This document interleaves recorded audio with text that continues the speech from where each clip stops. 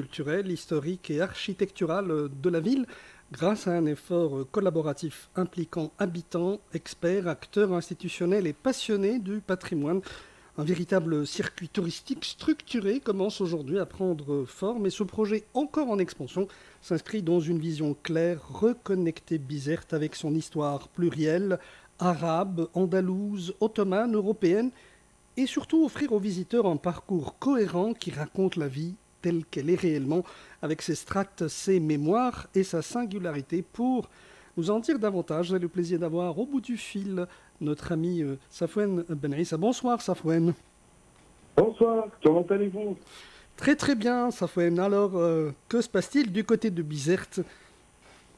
Écoutez, toujours fidèle à notre mandat, celui de la valorisation du patrimoine Oui. et la conciliation aussi avec notre histoire. Mhm. Il faudrait tout simplement rappeler que la ville de Bizerte est un peu particulière Dans quel dans sens? ce sens. Allô? Oui, dans quel sens, Safouane? Justement, dans ce sens que il y a une cohabitation de deux styles en termes de patrimoine, le style arabesque dans la Médina, dans la vieille ville de Bizerte, Oui. et le style colonial dans la ville européenne. Oui. Et cette richesse, elle est exceptionnelle et mérite d'être valorisée. Et c'est ce qui nous a poussé, d'abord, dans un premier temps, à être une force à proposition pour les officiels, notamment l'Office du tourisme, le ministère du tourisme, pour une valorisation à juste titre qui prenne une forme de circuit touristique. Oui. Ensuite, suite à plusieurs relances, nous avons pris notre courage entre les deux mains et on En fait, est ça c'est plus parti. que demain quand même, Safouane, parce que vous êtes une équipe. Oui, absolument. C'est le bureau exécutif L'association. de l'ASM de Bizerte, Oui. de l'association de sauvegarde de la Médina de Bizerte, qui est composée essentiellement de plusieurs architectes Mhm. qui portent aussi, il faut dire, il faut rappeler, qui portent ce style la spécialité de sauvegarde du patrimoine. Et donc on a, dans un premier temps, conceptualisé, on a imaginé, on a structuré noir sur blanc donc un circuit qui traduit cette cohabitation et qui peut, in fine, quand il se réalisera avec toutes ses composantes, on peut revenir sur les composantes et le contenu Oui, bien après, sûr. donc il peut véritablement valoriser ce patrimoine et cette richesse qui consiste dans cette cohabitation du double style. Mhm. Et alors, là, le double style, c'est-à-dire qu'il va inclure forcément des sites coloniaux ainsi que des sites plutôt de tendance arabesque. Alors, les sites, moi j'ai une petite idée, puisque on a essayé de préparer ensemble cette intervention. Il s'agit, par exemple, d'églises, par exemple, entre autres. Absolument. On a l'église Notre-Dame de Paris, à Bizerte, qui est un véritable bijou. Hein. Mhm. Elle a eu plus d'un siècle, 120 ans D'existence. Mhm. d'existence, mais c'est un véritable bijou de l'architecture moderne. Et alors, le site, il est plus ou moins bien conservé. Il mérite une intervention de renforcement de structure. Oui. Ça, c'est le contenant. Mais aussi, nous avons allé au-delà de l'identification des sites composant ce circuit touristique. pour envisager et imaginer et conceptualiser aussi Oui. un contenu. Et dans ce sens, par exemple, pour l'église Notre-Dame de Paris, nous avons imaginé consensuellement l'idée d'instaurer un musée permanent portant sur la bataille de Bizerte. Parce que Ah, ça c'est une c'est bien. époque très importante de l'histoire de la Tunisie, Assez méconnu euh, malheureusement.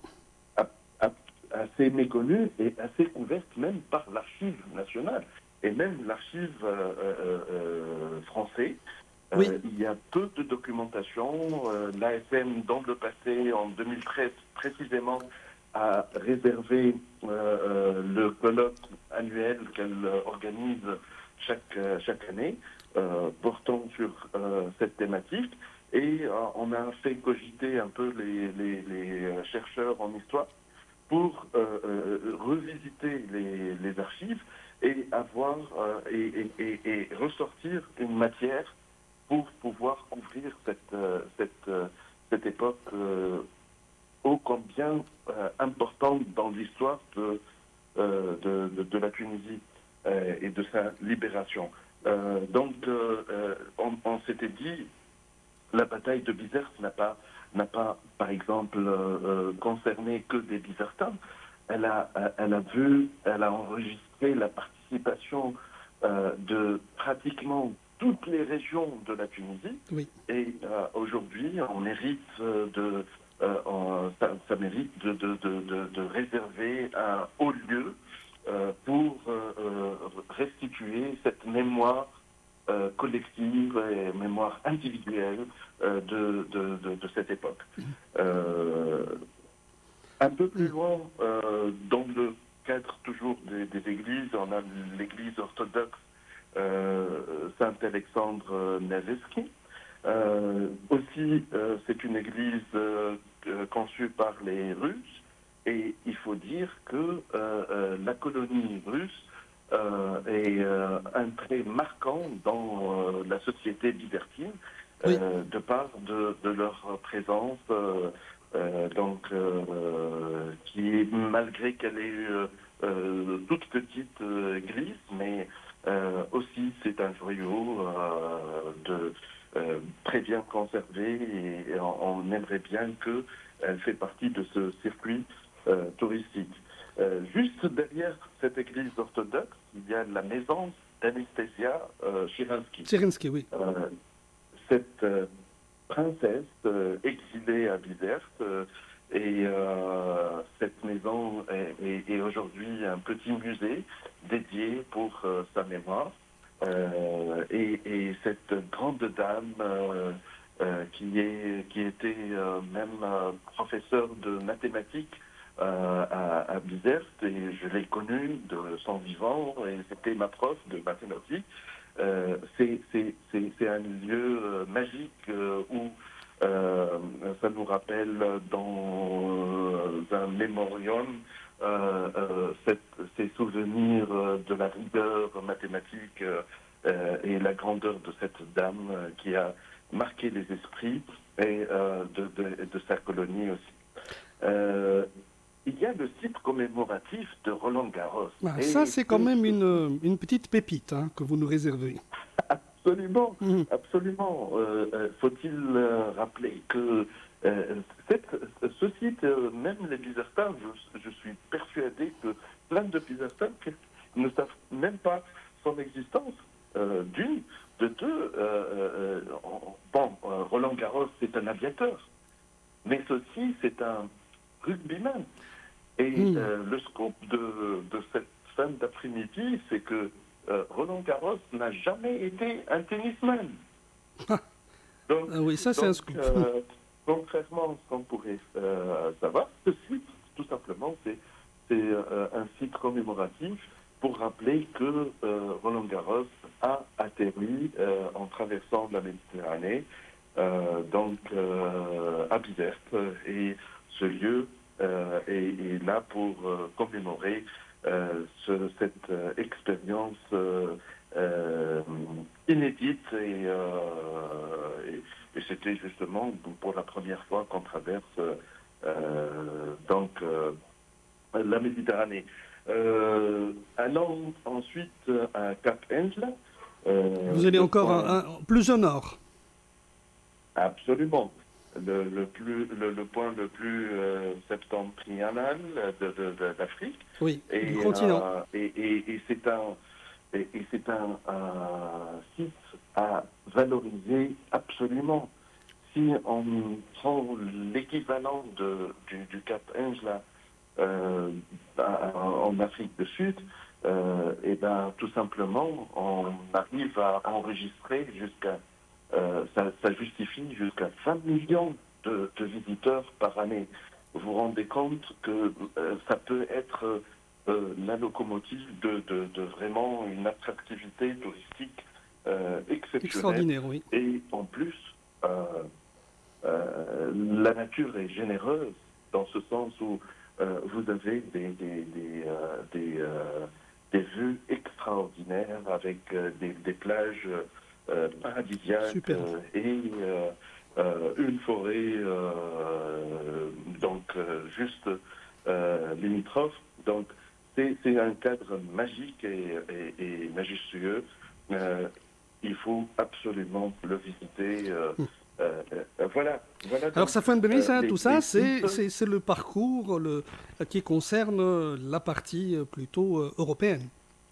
Absolument. Ensuite, donc... Alors, changeons de parcours et allons vers des choses qui, peut-être, nous représentent le plus. Exactement.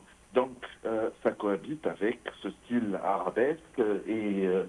je ne peux pas ne pas démarrer avec le site de Sidi El Henni qui me tient particulièrement à cœur. Ah, vous en parlez souvent, hein. Absolument.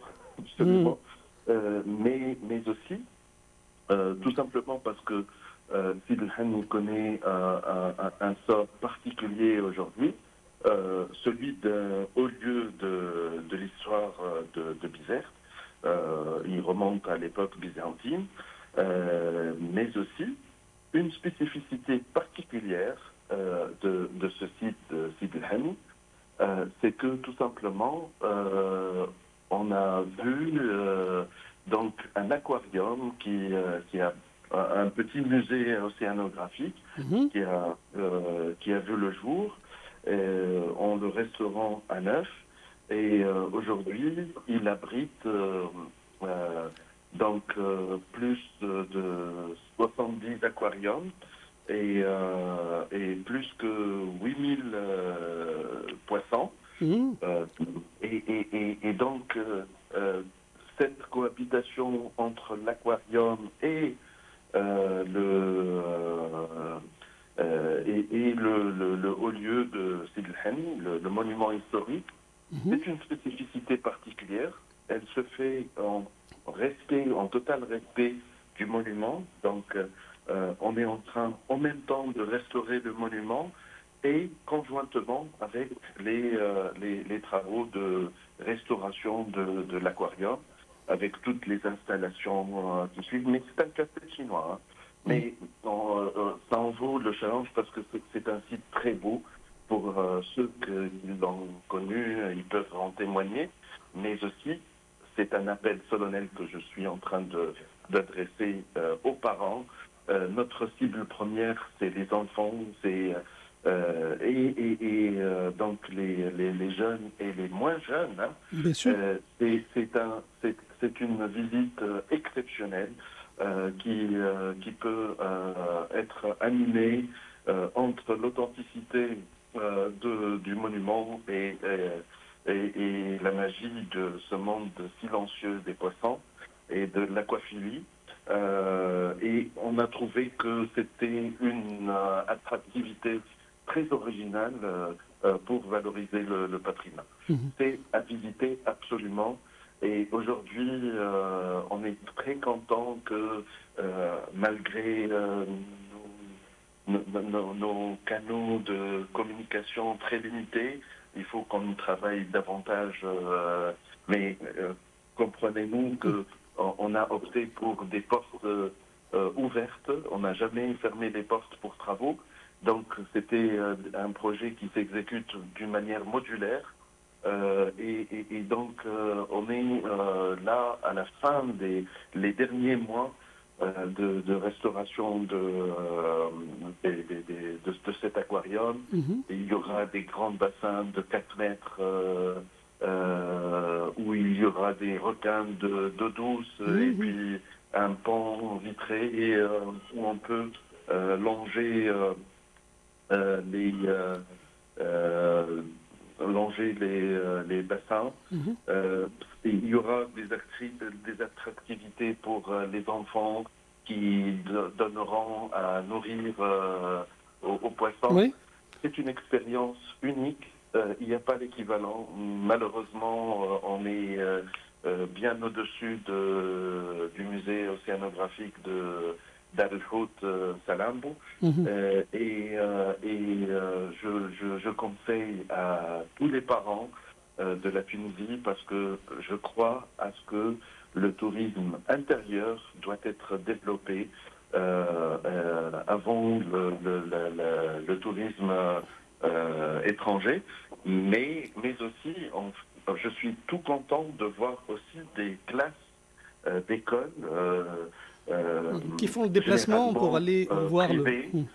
Malheureusement, je veux que ça soit généralisé, même oui, le public aussi, et qui se déplacent pour des visites scolaires.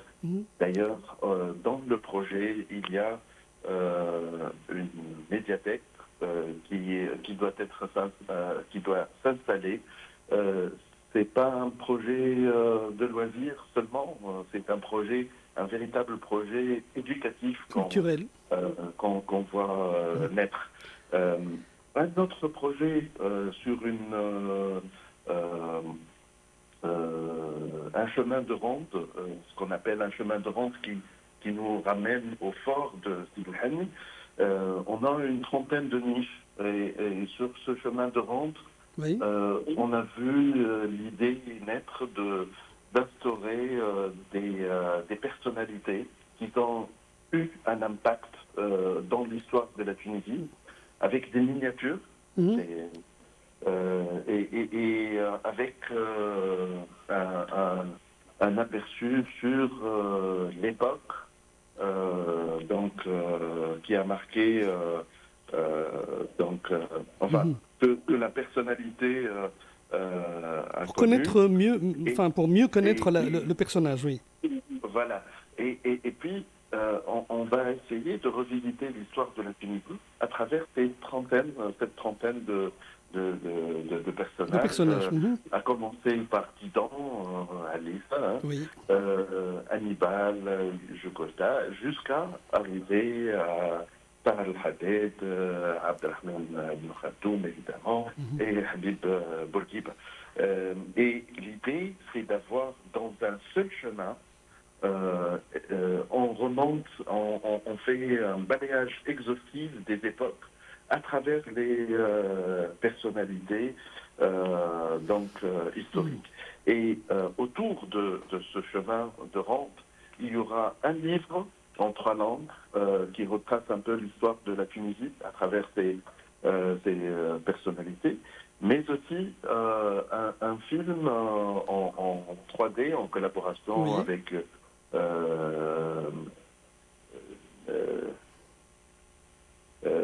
la même société qui a développé en réalité augmentée la visite de Carthage, pour pouvoir justement révéler un peu cette histoire et la faire maîtriser par nos enfants, mais aussi il n'est jamais trop tard. Hein. Même alors, pour les Safouane, s'agissant on a besoin de ce bain de rafraîchissement de cette identité qui est très riche de nos pères. Alors peut-être pour clôturer, puisque le temps qui nous est imparti est pratiquement venu à échéance, où en êtes-vous au niveau donc, disons de la maturité de ce projet Safouane Ben Aïssa ? Écoutez, chaque composante, permettez-moi, s'il vous plaît, juste de balayer très rapidement les autres S'il vous sites. plaît, oui. L'Arciba, le Vieux-Port, Oui, c'est clair, Bizerte-en-Couleur. là, Il oui. y a une deuxième phase sur la coloration des façades au Vieux-Port. La Casbah et l'intérieur des remparts, Oui. le fort d'Espagne et son amphithéâtre. El Brija, c'est un petit fort qui est frontal du fort d'Espagne. D'Espagne, oui. Redonner vie aux villes, c'est les points d'eau qui existaient jadis. Sidi Mokhtar, Sidi Mostari, Sidi Ben Issa, Habs el-Mdina et Rahba. La place du 13 janvier. Et donc, ce sont les différents sites. Alors, pour que ça prenne forme, sous forme de circuit touristique, il faudrait que chacun des sites soit bien restauré, Oui. visitable. Ensuite, pour chaque haut lieu, il faut un contenu pour qu'il y ait de la matière, présentée. Oui. Tout comme, par exemple, l'exemple de Notre-Dame, où on envisageait un musée portant sur la bataille de Bizerte. Oui. Par exemple, à Sidi Mokhtar, il y aura un musée des traditions et des habitudes des Bizertins, donc illustrés. À Sidi Ben Issa, ça va être la maison de l'artisan, Dar el-Hirafi, où il y a les métiers qui ont disparu de jadis, mais aussi les métiers manutensiers qui existent et qu'on devrait préserver. À Habs el-Mdina, il y aura par exemple le concept, ce que nous avons conçu, c'est ce qu'on appelle le concept de musée relais. C'est un musée archéologique où il y a pas mal de pièces qui viendront de la réserve du TIC. Et c'est un musée relais qui donne référence à un petit musée qui donne référence donc aux vestiges puniques du TIC. Donc, après avoir meublé le contenu de chacune des composantes, ensuite, il faudrait deux facteurs essentiels. La signalétique, bien sûr. pour avoir tout ça en cohérence globale, le référencement, la signalétique. Depuis, quand on traverse le pont mobile de Bizerte, il faudrait qu'on se prenne en charge pour indiquer les orientations, etc. Aussi, le référencement pour que dans les Google Maps, etc., cela soit bien indiqué. Dans les différents moteurs de recherche, on a ces lieux-là bien illustrés avec du QR code, avec des solutions embarquées, etc. C'est ça. Après ça, il faudrait un facteur essentiel. C'est les voiries, etc., sur la propreté des servitudes. Et on y travaille d'arrache-pied pour qu'on essaye d'apporter un coup de neuf à l'ancien. C'est fondamental, cette histoire de propreté, en tout cas. Déformer ou scolioser un peu ces bâtisses. Très bien. Et tout ça, évidemment, sous la tutelle de l'Institut national du patrimoine, où je tiens vraiment à les saluer pour leur effort et pour vraiment toute leur implication. C'est un encadrement technique. Vous savez, on a la double tutelle. On est en co-tutelle. D'une part, les autorités régionales, donc municipalité, la mairie de Bizerte, et d'autre part l'IMP. Et chaque projet doit avoir l'aval aussi bien de l'un que de l'autre. Et la mairie de Bizerte. Eh bien, écoutez, merci beaucoup pour tous ces détails, Safouane Benaï. Ça aide vivement la découverte de ces circuits ô combien intéressants.